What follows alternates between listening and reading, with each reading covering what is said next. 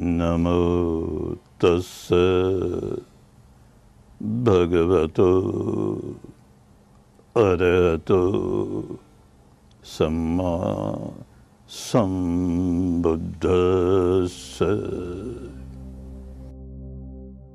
प्रस्तुत जीवन झांकी में भगवान बुद्ध के जीवन का संक्षिप्त विवरण है। भगवान बुद्ध और उनकी शिक्षा को लेकर अपने देश में बहुत सी भ्रांतियां रही हैं। उनके निराकरण हेतु सही तथ्यों का प्रकटीकरण होना आवश्यक है। उनकी खोज का एकमात्र उद्देश्य इस सच्चाई को प्रकाशित करना था कि प्राणी मात्र के दुखों का सही कारण क्या है और उसके निवारण का सही उपाय क्या है। इसी के लिए उन्होंने विपश्यना की आशु फलदायी विद्या खोज निकाली। इसमें शरीर पर होने वाली संवेदनाओं के अनित्य स्वभाव को जानकर समता में स्थित रहना सिखाया जाता है। इस विद्या ने उन दिनों से लेकर आज तक अनगिनत लोगों को सभी प्रकार के दुखों से मुक्त किया है। विपश्यना के अभ्यास से मनुष्य का स्वभाव बदलने लगता है। द्वेष दुर्भाव दूर होते हैं, स्नेह सद्भाव बढ़ता है, मैत्री करुणा से मानस भर उठता है, जीवन में सुख शांति समा जाती है, मानव जीवन सफल हो जाता है। ऐसे अनेक उदाहरण इस झांकी में सामने आते हैं। यही इस दुखियारे विश्व के लिए भगवान बुद्ध की अनमोल विरासत है।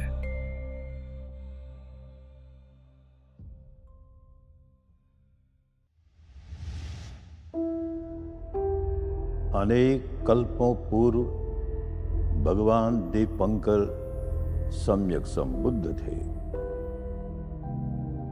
तब उन्होंने कीचड़ में औंधे मुंह लेटे परम श्रद्धालु ब्राह्मण तपस्वी सुमेध की मनोकामना पूर्ण करते हुए उसे आशीर्वाद दिया और यह भविष्यवाणी की कि अनेक कल्पों तक आवश्यक पारमिताएं पूरी करने के बाद वह सिद्धार्थ गौतम के नाम से निस्संदेह बुद्ध बनेगा। ध्रुवं बुद्धो भविष्यसि, ध्रुवं बुद्धो भविष्यसि। भगवान की यह मंगलमयी घोषणा धरती और आकाश में गूंज उठी और देर तक उसकी प्रतिध्वनि होती रही। इसी समय सुमित्रा नाम के ब्राह्मण पुत्री की मनोकामना को भी पूर्ण करते हुए भगवान ने उसे भी आशीर्वाद दिया और यह भविष्यवाणी की कि वह इस युवक के साथ हर जन्म में इसकी जीवन संगिनी बनेगी और अंत में जब यह सिद्धार्थ गौतम के नाम से शाक्य कुल में जन्मेगा तब सम्यक संबुद्ध बनेगा और तब यह यशोधरा के नाम से इसकी सहधर्मनी बनेगी और इससे विपश्यना विद्या सीखकर जन्म मरण से मुक्त हो जाएगी।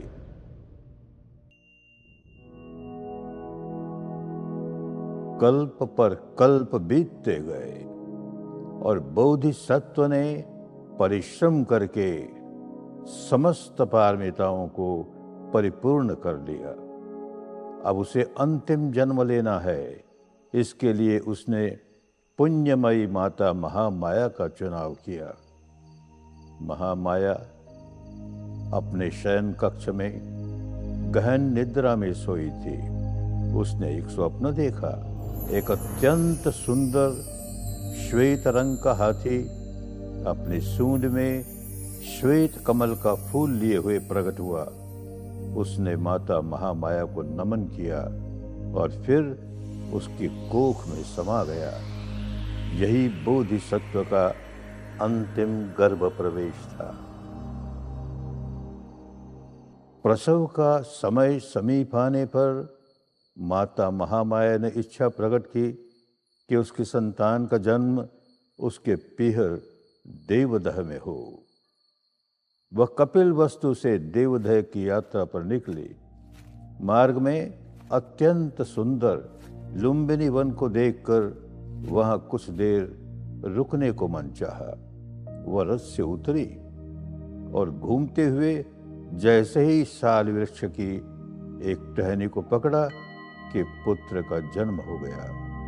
यह बोधिसत्व सभी पारमिताओं से परिपूर्ण होने के कारण लोक में अग्र था, लोक में ज्येष्ठ था, लोक में श्रेष्ठ था। यह उसका अंतिम जन्म था। अब उसके और जन्म नहीं होंगे। माता अपने नवजात पुत्र को लिए हुए कपिलवस्तु के राजमहल में लौटी। चारों ओर प्रसन्नता छाई हुई थी। शाक्यों और कोलियों के राजगुरु ऋषि कालदेवल ने जब सुना कि शाक्यराज के घर पुत्र का जन्म हुआ है, तब वह उसे देखने आया। पिता ने पुत्र को ऋषि कालदेवल के सम्मुख समर्पित किया। यकायक बालक का पांव ऋषि की जटाओं में लग गया। ऋषि प्रसन्नता से विभोर हुआ, परंतु फिर रोने भी लगा। प्रसन्नता इस बात की कि यह बालक आगे जाकर सम्यक संबुद्ध बनेगा और बहुत लोक कल्याण करेगा। दुख इस बात का कि तब तक मैं जीवित नहीं रह सकूंगा, परंतु उसने अपने भांजे नालक को सूचना दी कि जब कभी यह बालक सम्यक संबुद्ध बने, तब उससे धर्म सीखकर मुक्त अवस्था प्राप्त कर लेना। जब बालक 7 वर्ष का हुआ, तब देश के नियमों के अनुसार प्रत्येक वर्ष की भांति इस वर्ष भी प्रथम वर्षा होने पर हल जोतने का काम महाराज शुद्धोदन ने किया। इस अवसर पर बड़ा मेला लगा। लोग मेले का आनंद लेने लगे, परंतु सिद्धार्थ को इसमें जरा भी रुचि नहीं थी। वह वहां जामुन के बड़े पेड़ के तले बैठा ध्यानस्थ हो गया। पिता ने जब यह देखा, तब उसके मन में श्रद्धा जागी और उसने अपने पुत्र को नमन किया। देवदत्त राजकुमार सिद्धार्थ का ममेरा भाई था। दोनों के स्वभाव में जमीन आसमान का अंतर था। देवदत्त जहां अपने वाणों से पक्षियों को बींद बींद कर आनंद लेता था, वहीं सिद्धार्थ उनके प्रति करुणा बरसाता था। एक बार देवदत्त ने एक उड़ते हुए हंस पर तीर चलाया, जो कि तड़फड़ाकर धरती पर आ गिरा। सिद्धार्थ ने उसे अपने गोद में उठा लिया और उसकी परिचर्या करने लगा। देवदत्त चाहता था कि यह उसका शिकार है, इसलिए उसे मिले, लेकिन सिद्धार्थ ने कहा, जो बचाता है वह मालिक होता है, न कि जो मारता है। राजकुमार सिद्धार्थ ने भी तीर चलाने की विद्या में परिपूर्णता प्राप्त की, लेकिन इस विद्या को सीखते हुए किसी पक्षी की हत्या करने तो दूर, उसने किसी वृक्ष पर भी तीर चलाकर उसे आहत नहीं किया। वृक्ष पर एक सूखी लकड़ी का फलक रखा गया, उसी पर उसने तीर चला चलाकर इस विद्या में निपुणता प्राप्त की। लोगों को संदेह था कि सिद्धार्थ युद्ध कला में कुशल नहीं है, अतः वह देश का राजपाट कैसे संभालेगा। इसके बारे में उसकी परीक्षा हुई, जिसमें वह पूर्णतया सफल हुआ। लोग प्रसन्न हुए। एक पराक्रमी योद्धा के लिए कुशल घुड़सवारी भी आवश्यक है। इस क्षेत्र में भी उसकी परीक्षा हुई। एक जंगली क्रोधी घोड़े को उसने बड़े प्यार से थपथपाते हुए शांत कर लिया और अपने वश में कर लिया। इसे देखकर भी लोग प्रभावित हुए, प्रसन्न हुए। देवदह का कोलीय राजा सुप्रबुद्ध अपनी पुत्री यशोधरा के विवाह के लिए आतुर था। उसे राजकुमार सिद्धार्थ पसंद तो था, परंतु उसकी योग्यता पर संदेह था। वह जांचना चाहता था। जांच में पूर्णतया कुशल पाकर उसने अपनी पुत्री का विवाह राजकुमार सिद्धार्थ से कर दिया। राजकुमार सिद्धार्थ बड़ा हुआ, परंतु उसे राजसी आमोद प्रमोद में कोई रुचि नहीं थी। एक बार जब वह कपिलवस्तु नगर के निरीक्षण हेतु निकला, तब धर्म संवेग जगाने वाले कुछ निमित्त देखे। उसने देखा कि एक व्यक्ति बहुत बीमार पड़ा है। पूछने पर सारथी ने बताया कि बीमारी की ऐसी अवस्था सबको आती है। आगे चला तब देखा कि एक बूढ़ा आदमी लाठी के सहारे चल रहा है, जिसकी कमर झुकी हुई है। सारथी ने बताया कि बुढ़ापे की ऐसी अवस्था सबको आती है। और आगे चला तब देखा कि कुछ लोग एक मुर्दे को जलाने के लिए मरघट पर ले जा रहे हैं। सारथी ने बताया कि ऐसा भी सबको होता है, सबको मृत्यु में से गुजरना ही होता है। और आगे चलकर उसने देखा कि एक श्रमण वृक्ष के नीचे बैठा ध्यानस्थ है। उससे कुछ देर बात करने पर राजकुमार के मन में वैराग्य जागा। मैं भी इसी प्रकार ध्यान में प्रवीण होकर सम्यक संबोधि प्राप्त करूंगा। इस निर्णय के साथ वह राजमहल लौट आया। राजकुमार सिद्धार्थ जब नगर निरीक्षण करके लौटा तब उसने सुना कि पत्नी यशोधरा ने पुत्र को जन्म दिया है। यह सुनकर उसने तत्काल निर्णय किया कि मुझे अभी गृह त्याग कर तपस्या में लगना है। परंतु घर छोड़ने के पहले वह अपने नवजात पुत्र का मुंह देखना चाहता था। इसलिए शयन कक्ष की ओर गया और वहां देखा कि माता यशोधरा अपने पुत्र के सिर पर हाथ रखे हुए गहरी नींद में सोई हुई है। उसे जगाना उचित नहीं समझा। इस कारण वह अपने पुत्र का मुंह पूरी तरह न देख सका। अतः निर्णय किया कि मैं जब सम्यक संबुद्ध बनकर कपिल वस्तु लौटूंगा तभी अपने पुत्र का मुंह देखूंगा। यह सोचकर वह गृह त्यागने के लिए उद्यत हुआ। अपने प्रिय घोड़े कंथक पर सवार होकर अपने सेवक और मित्र छंदक के साथ वह राजमहल के ही नहीं कपिल वस्तु नगर के भी बाहर निकल गया। आगे बढ़ता हुआ अनुमा नदी को पार करके ही वह रुका। वहां उसने अपनी राजसी वेशभूषा को त्याग कर गृह त्यागियों के गेरुए वस्त्र पहने और अपने सिर से बालों को स्वयं काटा। छंदक और कंथक को विदा करके वह तपस्या के लिए आगे यात्रा पर निकल पड़ा। उसका लक्ष्य था मगध देश जाना। वहां श्रमण परंपरा के ध्यानाचार्य रहते थे।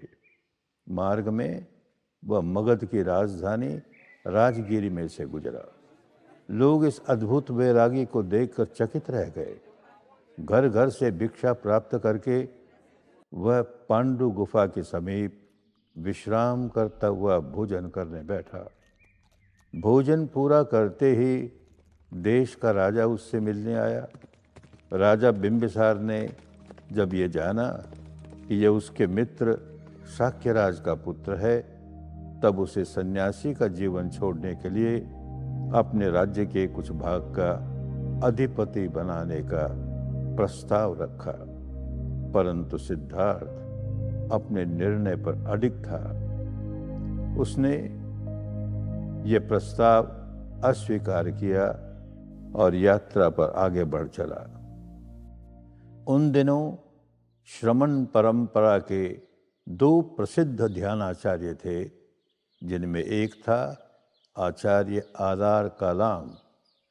गृह त्यागी सिद्धार्थ उसके आश्रम में पहुंचा और उससे ध्यान सीखने की इच्छा प्रकट की। आधार कालाम ने प्रसन्न होकर उसे 7वां लोकीय ध्यान सिखाया। उसकी क्षमता इतनी ही थी, सिद्धार्थ को संतोष नहीं हुआ, क्योंकि उसे मुक्त अवस्था की खोज थी। अतः वह उसे धन्यवाद देकर आगे बढ़ चला। उन दिनों का दूसरा अत्यंत प्रसिद्ध श्रमण धर्माचार्य था उद्दक राम पुत्र। गृह त्यागी सिद्धार्थ उसके आश्रम में पहुंचा। उससे 8वां ध्यान लोकीय ध्यान सीखा। परंतु इससे भी उसे संतोष नहीं हुआ।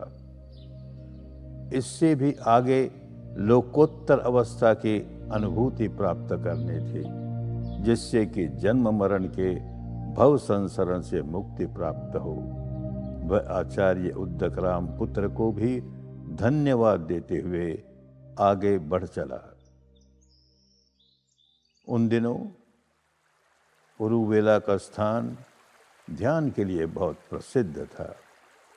श्रमण सिद्धार्थ वहीं पहुंचा और ध्यान में बैठ गया।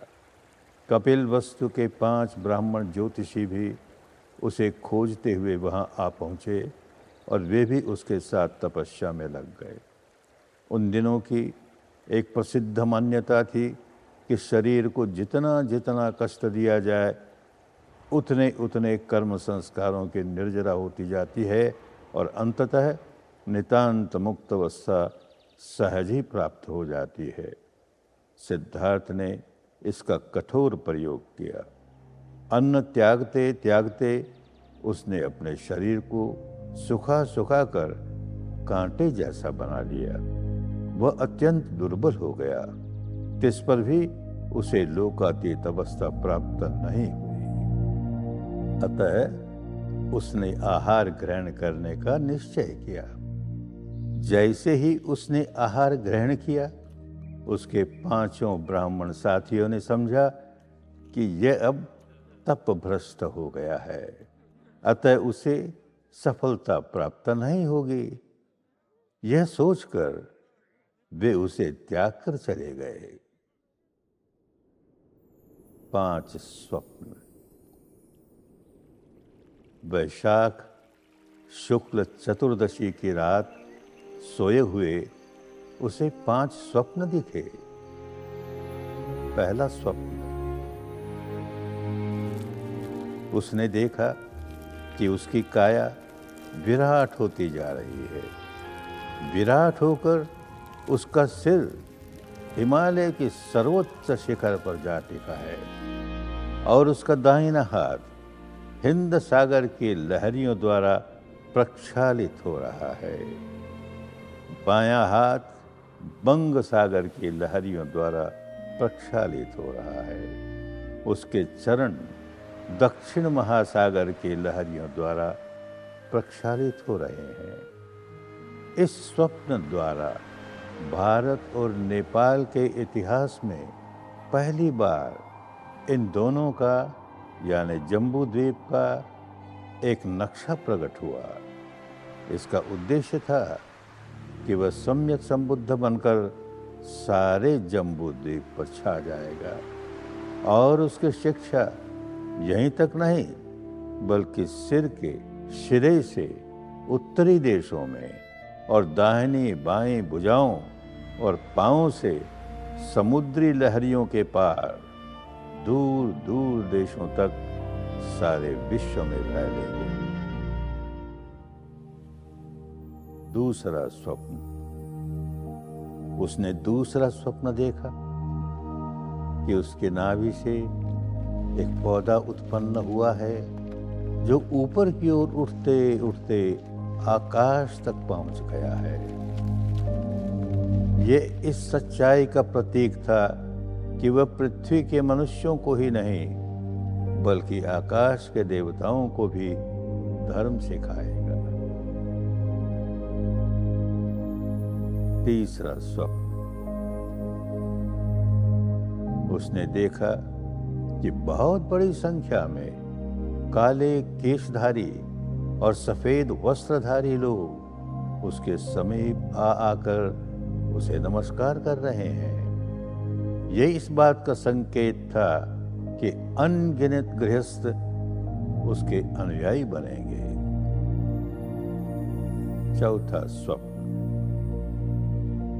उसने देखा कि भिन्न भिन्न दिशाओं से 4 रंग के पक्षी उसकी गोद में आकर समा रहे हैं और अपना रंग त्याग कर श्वेत वर्णी होते जा रहे हैं। यह इस बात का संकेत था कि ब्राह्मण, क्षत्रिय, वैश्य और शूद्र इन 4 वर्णों के लोग उनकी शरण आकर वर्ण भेद से मुक्त हो जाएंगे। पांचवा स्वप्न। उसने देखा कि सारी पृथ्वी गंदगी से भरी हुई है और वह उस पर विचरण कर रहा है, परंतु पृथ्वी की यह गंदगी उसके चरणों को छू भी नहीं पा रही है। वह सांसारिक अपवित्रता के बीच सदा परम पवित्र बना रहेगा, सर्वथा निर्दोष और निर्मल बना रहेगा। भाग्यशालिनी सुजाता को उरुवेल के विशाल वट वृक्ष के प्रति बहुत श्रद्धा थी। वह वैशाख पूर्णिमा को इस वृक्ष देवता की पूजा किया करती थी। उसे विश्वास था कि इसी देवता के आशीर्वाद स्वरूप उसे पुत्र प्राप्त हुआ। अब वह पुत्र बड़ा हुआ, उसका विवाह भी कर दिया गया, परंतु सांसारिकता के प्रति उसकी जरा भी रुचि नहीं थी। वह चाहती थी कि वट देवता उसके पुत्र की रुचि सुधारे। इसी उद्देश्य से वह वैशाख पूर्णिमा को वट वृक्ष के पूजन के लिए तैयार हुई। दासी को भेजा कि वृक्ष के तले की जमीन साफ कर दे, ताकि वहां जाकर वह अपने देवता के लिए बनाई हुई उत्कृष्ट खीर उसे अर्पित कर सके। दासी वट वृक्ष पर आई तो देखा कि वहां स्वयं वट देवता सशरीर विराजमान है। उसने मालकिन को संदेश दिया। मालकिन भी प्रसन्न चित्त हो वहां आई, लेकिन समझदार थी। देखते ही जान गई कि यह देवता नहीं, कोई युवा गृह त्यागी है जो तपस्या के लिए इस पवित्र स्थान पर आया है।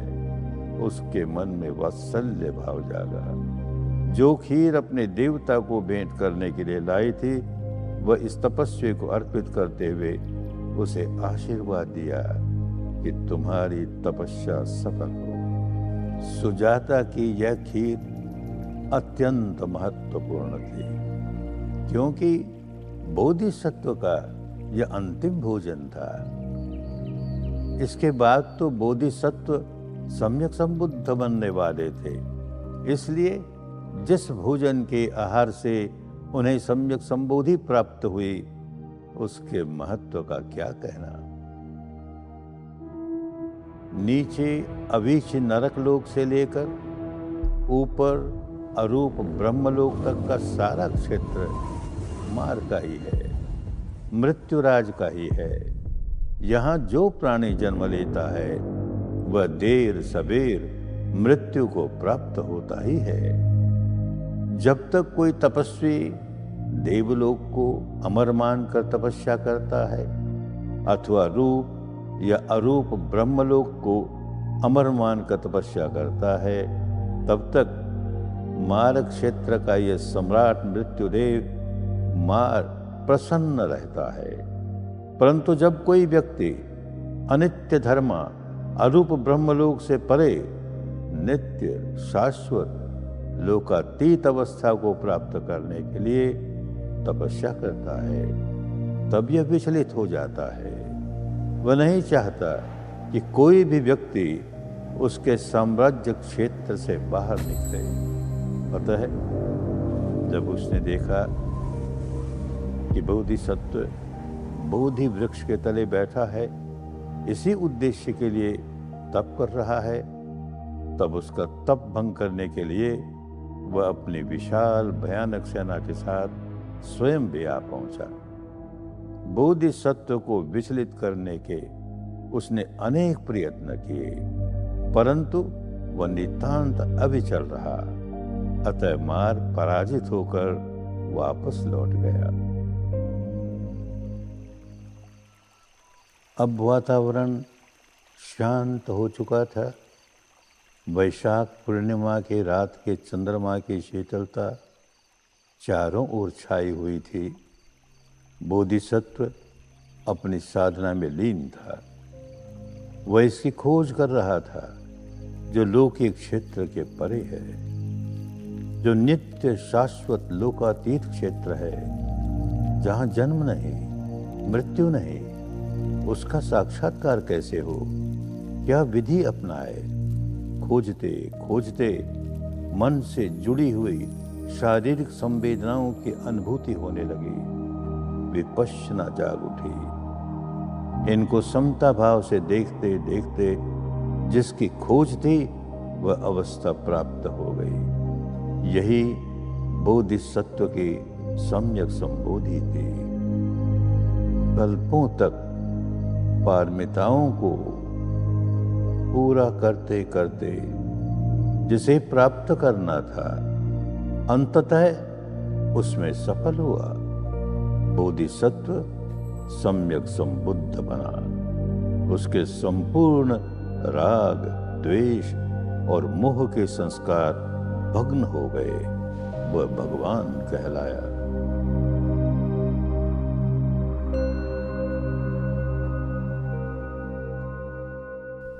अनेक जाते संसारं संदाविजं यनिम्बिजं गहकारं गवे संतो दुःख जाति पुन पुनः गहकारक दिठोसी पुनगे अंगन कासी सबदे बजग भग गकुटंग विसंगितं विसंगर गदं जितं तड़ानं गयमज्जग